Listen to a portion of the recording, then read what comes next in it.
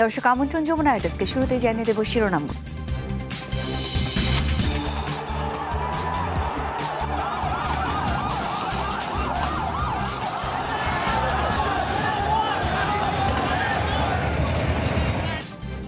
দুই দিনের সহিংসতার পর সেনাবাহিনীর নিয়ন্ত্রণে নেপাল, অন্তর্বর্তী সরকার গঠনের উদ্যোগ, আলোচনায় অংশ নেবে জেএনজি প্রতিনিধিরাও।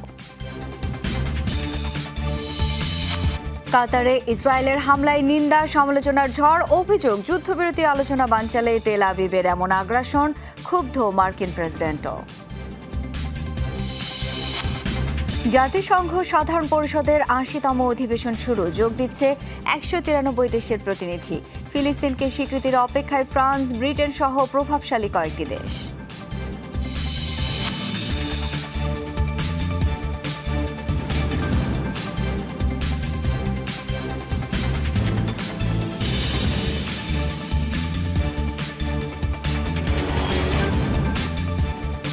এতক্ষণ শিরোনামগুলো দেখছিলেন, আপনাদের সাথে আছি আমি শাওন দত্ত। দুই দিনের বিক্ষোভ, ভয়াবহ সহিংসতা, রাজনৈতিক অস্থিরতার পর এখন সেনাবাহিনীর নিয়ন্ত্রণে নেপালের পরিস্থিতি। তবে রাজধানী কাঠমান্ডুর বাইরে কয়েক জায়গায় আজও বিক্ষিপ্তভাবে লুটপাট, বিক্ষোভ, অগ্নিসংযোগের ঘটনা হয়েছে।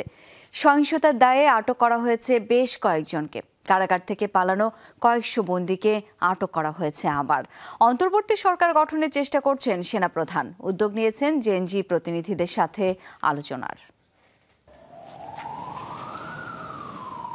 গত দুদিনে কয়েক দশকের সর্বোচ্চ ভয়াবহতা দেখল হিমালয় কন্যা নেপাল। এখন বিরাজ করছে থমথমে পরিস্থিতি। রাজধানী কাঠমান্ডুতে সেনাবাহিনীর টহল, দেশ জুড়ে বিভিন্ন স্থানে বহাল কারফিউ। অবশ্য আজও কিছু এলাকায় বিক্ষোভ, লুটপাটের খবর মিলেছে। সহিংসতা, লুটতরাজের অভিযোগে আটক করা হয়েছে কমপক্ষে ২৭ দুষ্কৃতিকারীকে। উদ্ধার করা হয়েছে বেশ কিছু অস্ত্র। জরুরি প্রয়োজন ছাড়া কাউকে বের না হওয়ার নির্দেশনা দিয়েছে সেনাবাহিনী। বিশৃঙ্খলা তৈরিকারীদের খোঁজ জানাতে চালু করা হয়েছে জরুরি নম্বর। বুধবার সন্ধ্যা পর্যন্ত বন্ধ থাকবে ত্রিভুবন আন্তর্জাতিক বিমানবন্দর।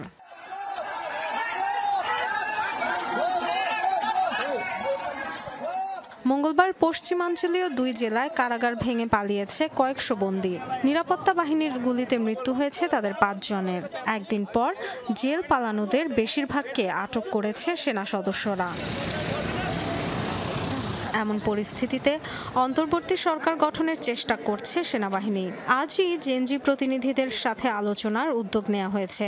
বৈঠকে অংশগ্রহণের জন্য তালিকা চাওয়া হয়েছে তরুণদের কাছে। জেএনজিদের নানা গ্রুপের মধ্যে শুরু হয়েছে আলোচনা। অর্থনীতি ও রাজনীতি বিষয়ে ভালো ধারণা রয়েছে এমন প্রতিনিধি বাছাইয়ের চেষ্টা করছে তারা। দাবি দেওয়ার তালিকাও তৈরি করছে। নেপালের সামাজিক যোগাযোগ মাধ্যম বন্ধের জেরে শুরু হওয়া বিক্ষোভ রূপ নেয় সরকার বিরোধী তীব্র আন্দোলনে। দুদিনে অগ্নিগর্ভ হয়ে ওঠে পুরো দেশ। বিক্ষুব্ধ ছাত্র জনতার রোষের মুখে পদত্যাগ ও পালাতে বাধ্য হন প্রধানমন্ত্রী কেপি শর্মা ওলি সহ ক্ষমতাসীনরা। ভাঙচুর, অগ্নিসংযোগ করা হয় পার্লামেন্ট, প্রধানমন্ত্রী ও রাষ্ট্রপতির ভবন সহ বহু সরকারি কার্যালয়ে। Dorothy Tasrin, Jamuna news. পদত্যাগের পর দেশ ছাড়ার গুঞ্জন উঠেছে নেপালের সাবেক প্রধানমন্ত্রী কেপি শর্মা ওলিকে ঘিরে। শোনা যাচ্ছে দেশ ত্যাগ করে দুবাইয়ে অবস্থান নিতে পারেন তিনি। সংশ্লিষ্ট সূত্রগুলোর বরাতে এমন তথ্য জানিয়েছে ভারতীয় গণমাধ্যমগুলো।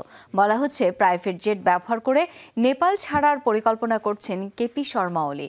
এর আগে বালকোটে তার বাসভবনে আগুন ধরিয়ে দেয় বিক্ষোভরত ছাত্র জনতা। এতে ব্যাপকভাবে ক্ষতিগ্রস্ত হয় নেপালের সাবেক প্রধানমন্ত্রীর বাসা। মঙ্গলবার দায়িত্ব ছাড়ার পরপরই সেনাবাহিনীর একটি হেলিকপ্টারে করে রাজধানী কাঠমান্ডু থেকে নিরাপদ স্থানে নেওয়া হয় কেপি শর্মা ওলিকে।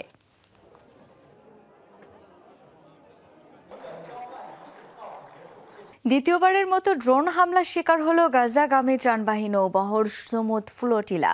তিউনিসিয়ার একটি বন্দরে বহরটির আলমা নামক নৌযান লক্ষ্য করে চালানো হয় এই হামলা। এতে সামান্য ক্ষতিগ্রস্ত হয় জাহাজটি, তবে নিরাপদে রয়েছে সকল ক্রু। ইনস্টাগ্রাম পোস্টে বিষয়টি নিশ্চিত করেছে ফ্রিডম ফ্লোটিলা কর্তৃপক্ষ।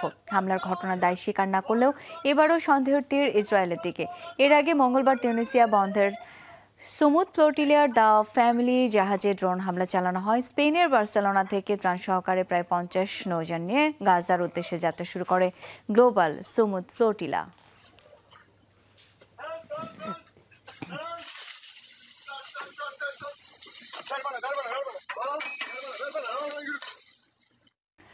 প্রতিরক্ষা মন্ত্রী ও ঘনিষ্ঠ মিত্র সেবাস্তিয়ান লেকর্নোকে এবার ফ্রান্সের প্রধানমন্ত্রী মনোনীত করলেন প্রেসিডেন্ট ইমানুয়েল ম্যাক্রন। আস্থা ভোটে পদচ্যুত ফ্রাঁসোয়া বায়রোর স্থলাভিষিক্ত হবেন ৩৯ বছর বয়সী এই নেতা।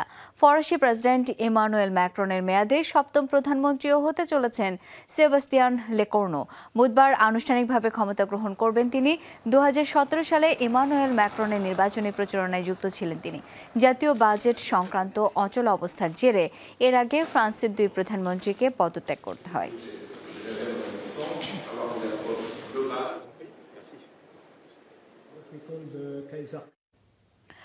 অল্পের জন্য প্রাণ রক্ষা পেল শীর্ষস্থানীয় হামাস নেতাদের। মঙ্গলবার কাতারের আকাশসীমা লঙ্ঘন করে ১২টি বিমান থেকে হামলা চালায় ইসরায়েল। টার্গেট ছিল দেশটির রাজধানী দোহার কূটনৈতিক এলাকা। সেখানেই বসবাস করতেন ফিলিস্তিনি স্বাধীনতাকামী সংগঠনটির নেতারা। হামলার সময় যুদ্ধবিরতি ইস্যুতে চলছিল আলোচনা।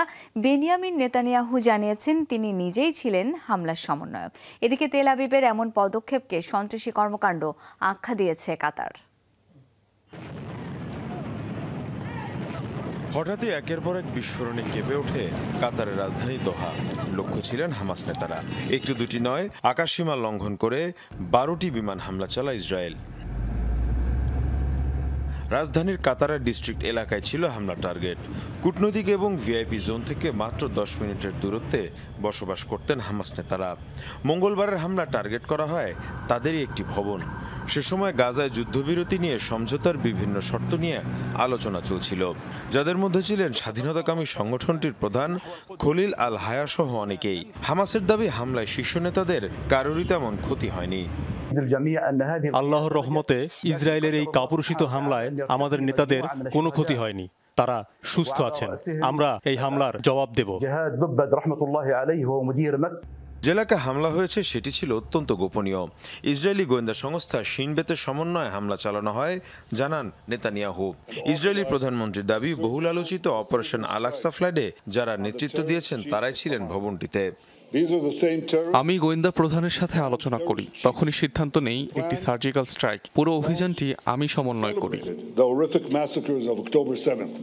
এদিকে নিজ ভূখণ্ডে ইসরায়েলের এ ধরনের হামলাকে সন্ত্রাসী কর্মকাণ্ড আখ্যা দিয়েছে কাতার। সমঝোতা আলোচনা ভেস্তে দিতে ইসরায়েলের এই হামলা, এমনটি বলছে দোহা। এটা পুরোপুরি সন্ত্রাসী কর্মকাণ্ড। এভাবে হামলা চালিয়ে আমাদের পিছিয়ে রাখা যাবে না। আমরা সমঝোতা যে কোনো মূল্যে অব্যাহত রাখবই।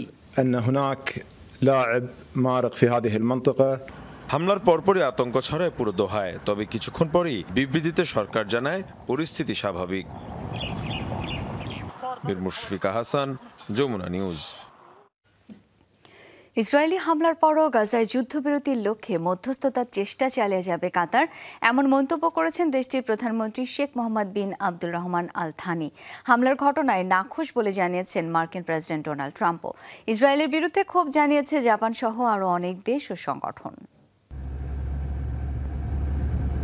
কাতারে হামাসের অবস্থানে ইসরায়েলের হামলার জেরে ছড়িয়েছে নতুন উত্তেজনা। যুক্তরাষ্ট্রের দাবি, এই আক্রমণের বিষয়ে আগেই অবগত করা হয়েছিল দোহাকে। যদিও তা অস্বীকার করছে কাতার। দেশটির অভ্যন্তরে হামলায় ক্ষোভ প্রকাশ করেছে তারা। অবশ্য গাজার যুদ্ধবিরতি চুক্তির লক্ষ্যে মধ্যস্থতার ভূমিকা থেকে সরবে না বলে জানিয়েছে কাতার। কোনো অপশক্তি তাদের নৈতিক অবস্থান থেকে সরাতে পারবে না, এমন মন্তব্য করেছেন দেশটির প্রধানমন্ত্রী আল থানি। কূটনৈতিক মধ্যস্থতা কাতারের পরিচয়ের অংশ এবং এটা অব্যাহত থাকবে। এই অঞ্চলের স্থিতিশীলতা অর্জনে নিজ দেশের জনগণের স্বার্থে এই ভূমিকা পালনে কেউ আমাদের আটকাতে পারবে না। কাতারে ইসরায়েলি হামলার ঘটনায় অসন্তোষ প্রকাশ করেছেন মার্কিন প্রেসিডেন্ট ডোনাল্ড ট্রাম্পও। এটি একতরফা আক্রমণ আখ্যাও দিয়েছেন। আমি বিষয়টি নিয়ে মোটেই খুশি নই। আজকে যে পরিস্থিতির সৃষ্টি হয়েছে তা ছিল খুবই অপ্রত্যাশিত। এটা যুক্তরাষ্ট্র কিংবা ইসরায়েল কারো উদ্দেশ্যই পূরণ করেনি।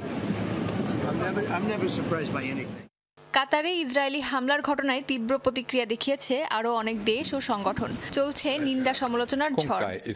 ইসরায়েলের এই আক্রমণ কূটনৈতিক প্রচেষ্টাকে বাধাগ্রস্ত করেছে, যা কাতারের সার্বভৌমত্ব, নিরাপত্তা এবং এই অঞ্চলের স্থিতিশীলতার জন্য হুমকি। এর তীব্র নিন্দা জানাই। আমরা কাতারের সাথে সংহতি প্রকাশ করছি। ইসরায়েলকে আবারও আলোচনার টেবিলে ফেরার আহ্বান জানাচ্ছি। মধ্যপ্রাচ্যে যুক্তরাষ্ট্রের অন্যতম মিত্র দেশ কাতারে এবারই প্রথম হামলা চালিয়েছে ইসরায়েল। অস্মিতা বিশ্বাস, যমুনা নিউজ। ইসরায়েলি হামলায় প্রাণে বেঁচে যাওয়ার পর নতুন করে আলোচনায় শীর্ষ হামাস নেতা খলিল আল হায়া। দোহায় আইডিএফের হামলার অন্যতম লক্ষ্য ছিলেন তিনি। হামাস প্রতিষ্ঠার পর থেকে সংগঠনটির সাথে জড়িত এই স্বাধীনতাকামী নেতা প্রায় 4 দশক ধরে লড়ছেন ফিলিস্তিনিদের স্বাধীনতার জন্য। গাজায় যুদ্ধবিরতির আলোচনা অন্যতম মধ্যস্থতাকারী হায়া এখন হামাসের নীতি নির্ধারকদের একজন।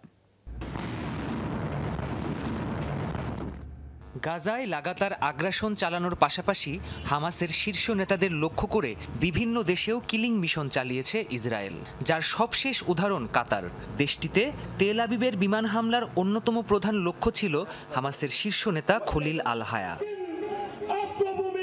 ইসমাইল হানিয়া, ইয়াহিয়া সিনোয়ার ও মোহাম্মদ দেইফের মৃত্যুর পর হামাসের হাল ধরেছেন যে কয়জন নেতা, তার মধ্যে একজন এই আল হায়া। সাবেক হামাস প্রধান সিনোয়ারের মৃত্যুর পর স্বাধীনতাকামী সংগঠনটি পরিচালনার জন্য 5 সদস্যের একটি কাউন্সিল গঠন করা হয়েছিল, যার অন্যতম সদস্য তিনি। বর্তমানে হায়া হামাসের গাজা শাখার প্রধান। 1960 সালে গাজা উপত্যকায় জন্ম নেন খলিল। এরপর 1987 সালে হামাস প্রতিষ্ঠার পর থেকেই জড়িয়ে পড়েন সংগঠনটিতে। কূটনৈতিক ক্ষেত্রে বিশেষ গুরুত্বপূর্ণ হয়ে ওঠে হায়ার নেতৃত্ব। গাজায় যুদ্ধবিরতির আলোচনায় অন্যতম প্রধান মধ্যস্থতাকারীর ভূমিকাতেও রয়েছেন তিনি। ইসরায়েলকে সহায়তাকারী যুক্তরাষ্ট্রসহ পশ্চিমা বিশ্বগুলোর সমালোচনায়ও বেশ সরব এই হামাস নেতা। ফিলিস্তিনিদের ওপর নির্যাতন বন্ধ না হলে পশ্চিমাদের পতন নিশ্চিত করা হবে বলেও হুঁশিয়ারি দিয়েছেন বিভিন্ন সময়ে।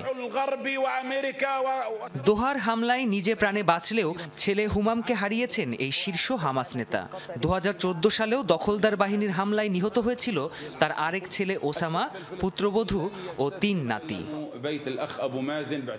প্রাণপ্রতিম কুণ্ডু, যমুনা নিউজ। পোল্যান্ডের আকাশ সীমায় প্রবেশ করেছে রাশিয়ার বেশ কয়েকটি ড্রোন, যা ভূপাতিত করেছে দেশটির সশস্ত্র বাহিনী।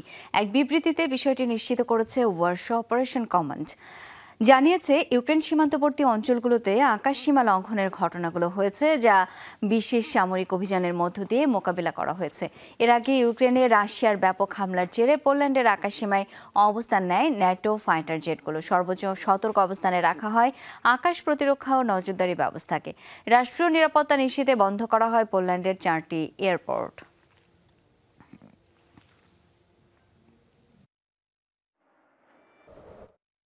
শুরু হয়েছে জাতিসংঘের সাধারণ পরিষদের 80তম অধিবেশনের মূল পর্ব। রাষ্ট্র ও সরকার প্রধান সহ 193 দেশের প্রতিনিধিরা যোগ দেবেন এই আসরে। কানাডা, ফ্রান্স, যুক্তরাজ্য সহ বেশ কয়েকটি দেশের ফিলিস্তিনকে রাষ্ট্র হিসেবে স্বীকৃতি হবে এবারের অধিবেশনের সবচেয়ে আলোচিত বিষয়। এছাড়াও গুরুত্বপূর্ণ এজেন্ডা হবে গাজার সংকট এবং রাশিয়া ইউক্রেন যুদ্ধ। মূল পর্বে প্রাধান্য পাবে টেকসই উন্নয়ন, জ্বালানি সংকট ও জলবায়ু পরিবর্তনের মতো বিষয়গুলো। মঙ্গলবার নিউ ইয়র্কে শুরু হয়েছে জাতিসংঘের সাধারণ পরিষদের 80তম অধিবেশনের মূল পর্ব। এবারের প্রতিপাদ্য একসাথে আরও ভালো, শান্তি, উন্নয়ন এবং মানবাধিকারের জন্য 80 বছর এবং তারও বেশি সময়। স্বাভাবিকভাবেই জাতিসংঘের বার্ষিক এই আয়োজনে নজর থাকে পুরো বিশ্বের, কেননা সমসাময়িক সর্বোচ্চ গুরুত্বপূর্ণ ইস্যুগুলো নিয়ে আলোচনা করেন বিশ্ব নেতারা। সংকট মোকাবেলায় নানা দিক নির্দেশনাও থাকে। এই অধিবেশনেই ফিলিস্তিনকে রাষ্ট্র হিসেবে স্বীকৃতি দেওয়ার কথা কানাডা, ফ্রান্স, যুক্তরাজ্য সহ প্রভাবশালী বেশ কয়েকটি দেশের। এটিই হতে যাচ্ছে সাধারণ পরিষদের 80তম অধিবেশনের সবচেয়ে বড় পদক্ষেপ। এছাড়াও গুরুত্ব পাবে গাজার আগ্রাসন সহ মধ্যপ্রাচ্য সংকট এবং রাশিয়া ইউক্রেন ইস্যু। টেকসই উন্নয়নের পাশাপাশি বিশ্ব নারী সম্মেলন, জলবায়ু পরিবর্তন, জীবাশ্ম জ্বালানি এবং এআই এর আধিপত্য নিয়েও আলোচনা হবে এবারের অধিবেশনে। উদ্বোধনী আয়োজনে জাতিসংঘকে আরও বিকশিত করার কথা বলেন এবারের অধিবেশনের প্রেসিডেন্ট অ্যানালোনা বেয়ারবক। এই বছরের অধিবেশনে জাতিসংঘকে পরবর্তী 80 বছরের জন্য প্রস্তুত করতে হবে। জাতিসংঘকে আরও বিকশিত করতে হবে, যাতে বিশ্বের 800 কোটি মানুষ জাতিসংঘের পতাকার দিকে তাকিয়ে আশার আলো দেখতে পায়। মহাসচিব অ্যান্তোনিও গুতেরেস বলেন, জাতিসংঘ সনদের মূল্যবোধ ও নীতির উপর ভিত্তি করে তৈরি প্রচেষ্টাগুলোই এই পরিষদের মূল লক্ষ্য। এই সনদটি কারো একার তৈরি নয়, বরং সম্মিলিতভাবে তৈরি। এর বাস্তবায়নে জাতীয় স্বার্থের ঊর্ধ্বে উঠে একে অপরের প্রতি সহযোগিতার হাত বাড়িয়ে দিতে হবে দেশগুলোকে। পুনর্গঠন করতে হবে পারস্পরিক আস্থা ও বিশ্বাস। জাতিসংঘ সাধারণ পরিষদের এবারের অধিবেশন শেষ হবে 30 সেপ্টেম্বর। অস্মিতা বিশ্বাস, যমুনা নিউজ। শিগগিরই রাশিয়ার প্রেসিডেন্ট ভ্লাদিমির পুতিনের সাথে ফোনে কথা বলার পরিকল্পনা করছেন মার্কিন প্রেসিডেন্ট ডোনাল্ড ট্রাম্প। সাংবাদিকদের প্রশ্নের জবাবে জানান, ইউক্রেনে যুদ্ধ বন্ধের বিষয়ে আলোচনায় ফোন কলের পরিকল্পনা করছেন তিনি। হ্যাঁ, আমি তার সাথে কথা বলবো। রাশিয়া ইউক্রেনে অনেক সমস্যা চলছে, গাজাতেও সংকট চলছে এবং আমরা চাই উভয়ের সমাধান করতে। আমার মনে হয় এই সপ্তাহে অথবা আগামী সপ্তাহের শুরুতে ফোন দেব তাকে। নানা টানাপোড়েনের পর আবারও ভারতের সাথে শুল্ক হার নিয়ে আলোচনায় বসতে আগ্রহ প্রকাশ করেছেন মার্কিন প্রেসিডেন্ট ডোনাল্ড ট্রাম্প। মঙ্গলবার সামাজিক যোগাযোগ মাধ্যমে দেয়া এক পোস্টে ভারতের প্রধানমন্ত্রী নরেন্দ্র মোদীকে নিজের ভালো বন্ধু আখ্যা দেন তিনি। জানান, কয়েক সপ্তাহের মধ্যেই শুল্ক ইস্যুতে মোদীর সাথে আলোচনায় বসতে চান তিনি। এতে দুদেশের মধ্যে বাণিজ্যিক বাধা দূর হবে বলেও আশা প্রকাশ করেন মার্কিন প্রেসিডেন্ট। অপরদিকে বুধবার ট্রাম্পের পোস্টের উত্তরে সামাজিক যোগাযোগ মাধ্যমে পাল্টা পোস্ট দেন ভারতের প্রধানমন্ত্রী নরেন্দ্র মোদী। জানান, শুল্ক ইস্যুতে ওয়াশিংটনের সাথে আলোচনা চালিয়ে যেতে আগ্রহী নয়াদিল্লি। এতে দুদেশের সম্পর্ক আরও জোরদার হবে বলেও আশা প্রকাশ করেন তিনি। পণ্যবাহী জাহাজ নোঙরের সময় সাগরে পড়ে গেল 50টিরও বেশি কন্টেইনার। যুক্তরাজ্যের ক্যালিফোর্নিয়া উপকূলে হয়েছে এই ঘটনা। মঙ্গলবার লং বিচ বন্দরে পৌঁছায় পর্তুগালের পতাকাবাহী জাহাজ মিসিসিপি। টার্মিনালের ঘাটে ফেরানোর সময় হয় বিপত্তি, পড়ে যায় একের পর এক কন্টেইনার। তবে এখন পর্যন্ত হতাহতের কোনো খবর পাওয়া যায়নি। বন্দর কর্তৃপক্ষ জানিয়েছে কন্টেইনারগুলো উত্তোলনের জন্য কাজ চলছে। নিরাপত্তার স্বার্থে সাময়িকভাবে টার্মিনালের কার্গো থেকে মালামাল ওঠানামা বন্ধ রাখা হয়েছে। চীনের ইয়ান্তিহান বন্দর থেকে লং বিচে এসেছে জাহাজটি। দুর্ঘটনার কারণ জানতে শুরু হয়েছে তদন্ত।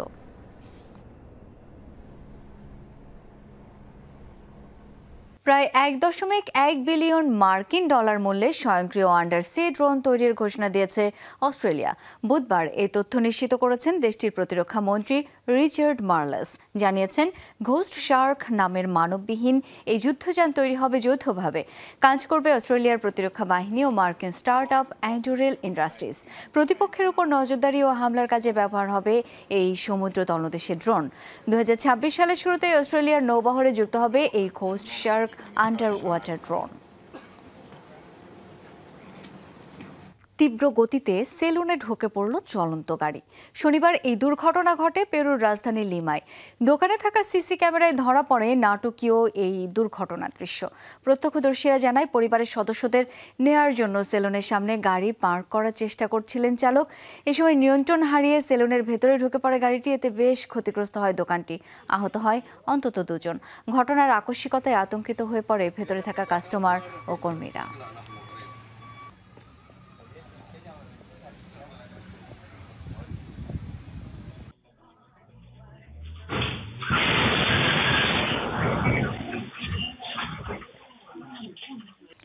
বাজারে আসছে অ্যাপলের বহুল প্রতীক্ষিত আইফোন সিরিজের নতুন 4টি মডেল। মঙ্গলবার যুক্তরাষ্ট্রের ক্যালিফোর্নিয়ায় উন্মোচিত হয় আইফোন 17, 17 প্রো, প্রো ম্যাক্স এবং এয়ার। আগের মডেলের তুলনায় নতুন ফোনগুলোর ডিসপ্লে বড় হবে আকারে। উন্নত হবে ক্যামেরার মান। আরও দীর্ঘস্থায়ী ব্যাটারির পাশাপাশি দ্বিগুণ হবে স্টোরেজ। আগের প্রজন্মগুলোর 256 গিগাবাইটের বদলে যা হবে 512 গিগাবাইট। আইফোন 17-এর দাম ধরা হয়েছে $799। আইফোন 17 প্রো এর জন্য $1100 এবং প্রো ম্যাক্সের জন্য গুনতে হবে $1200। আইফোন এয়ারের মূল্য ধরা হয়েছে $1000। 4টি মডেলই 19 সেপ্টেম্বর থেকে পাওয়া যাবে বাজারে। নতুন লাইন আপের এয়ার মডেলটি হবে আলট্রা স্লিম। এছাড়াও অ্যাপল ওয়াচ এবং এয়ারপডস প্রো এর নতুন মডেলও উন্মোচন করেছে অ্যাপল।